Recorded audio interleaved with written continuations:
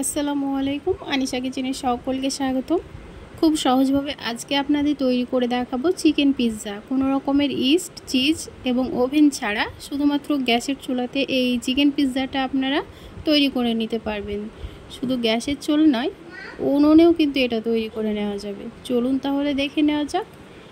আমি তার জন্য এখানে নিয়ে নিলাম টক দই। এখানে একটা প্যাকেট পুরোটাই নিয়েছি, 20 টাকা দামে যে প্যাকেটটা পাওয়া যায় সেটাই নিয়েছি।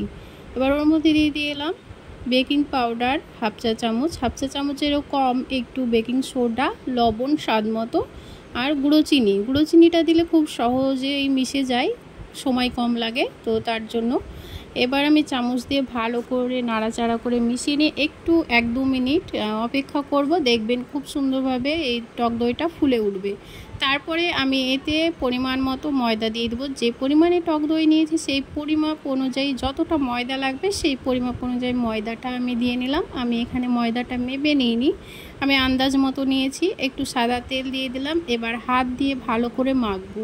টক দই দিয়েই কিন্তু এই ডোটা তৈরি করতে হবে। যদি মনে হয় পরে একটু পানি লাগতে পারে তাহলে দিয়ে নেবেন। তো আমার একটু পানি লেগেছে, আমি পানি দিয়ে এই ময়দাটা মেখে নিয়েছি। এখন হাতের মধ্যে একটু তেল নিয়ে ডোটাতে ভালো করে মাখিয়ে নেব। আর এটা মাখিয়ে নিয়ে আধ ঘন্টার জন্য রেস্টে রাখবো, ততক্ষণে বাকি কাজগুলো সেরে নেব। কড়াই বসিয়ে কড়াইয়ের মধ্যে দিয়ে দিলাম সাদা তেল। বাটার থাকলে ভালো হতো, কিন্তু বাটারটা নেই। এবার আমি ওর মধ্যে দিয়ে দিলাম 2 চা চামচ এখানে ময়দাটা একটু ভেজে নেব। খুব সুন্দর একটা গন্ধ বেরিয়ে আসবে, সেই মুহূর্তে আমি এখানে দিয়ে দেবো লিকুইড দুধটা দিয়ে ভালো করে নাড়াচাড়া করে মিশিয়ে নেব। দলা যেন না পাকে, যেহেতু এখানে হ্যান্ড উইক্স নেই সেজন্য একটু দলা দলা মনে হচ্ছে, তো আমি চামচের সাহায্যে সেটাকে ঠিক করে নিয়েছি।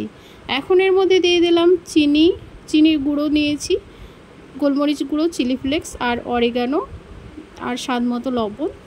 ভালো করে মিশিয়ে নেব। আমাদের এই সসটা তৈরি করে নেওয়া হয়ে গিয়েছে। যেহেতু চিজ নেই তার জন্যই কিন্তু আমি এই হোয়াইট সসটা তৈরি করে নিয়েছি। এই সসটা দিয়েও কিন্তু পিৎজাটা তৈরি করলে আপনারা বুঝতে পারবেন না যে এটা চিজ ছাড়া বানানো হয়েছে, এতটা মজা হয় খেতে।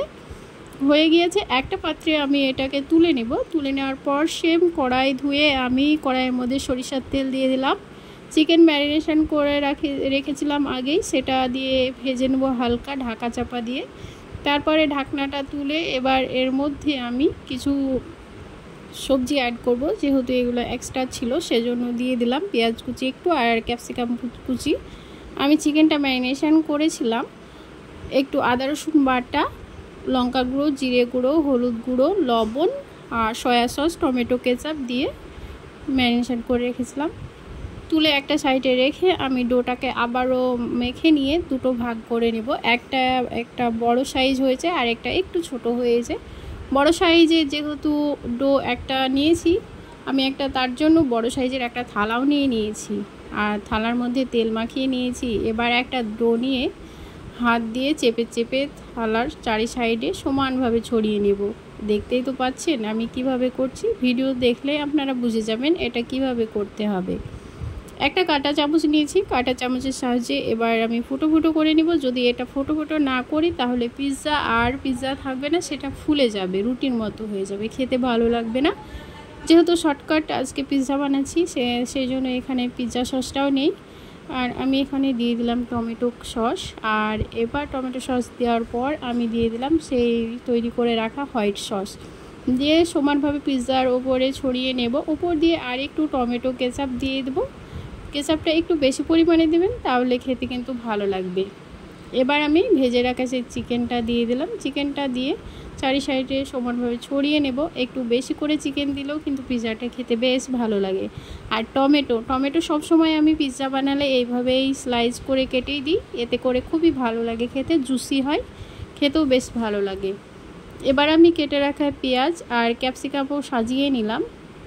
এখানে বেশি করে একটু টমেটো দিয়েছি, খেতে ভালো লাগে। আপনারাও একবার এইভাবে টমেটোটা দিয়ে দেখবেন, খেতে কিন্তু দারুণ লাগে। টমেটোটা যাতে স্বাদ লাগে সেই জন্য উপর দিয়ে একটু গোলমরিচ গুঁড়ো আর লবণ ছড়িয়ে দিলাম। এবার উপর দিয়ে দেবো অরিগ্যানো আর চিলি ফ্লেক্স। এবার আমি পিৎজাটাকে বেক করে নেব। আগে থেকে গ্যাসে কড়াই দিয়ে কড়াইটাকে গরম করে নিয়েছি। এখন পিৎজার থালাটা কড়াইয়ের মধ্যে বসিয়ে ঢাকনা দিয়ে ঢেকে এটাকে 25 থেকে 30 মিনিট মতো বেক করে নেব, মিডিয়াম টু লো আছে। সেমভাবে দুটোকেই আমি বেক করে নেব।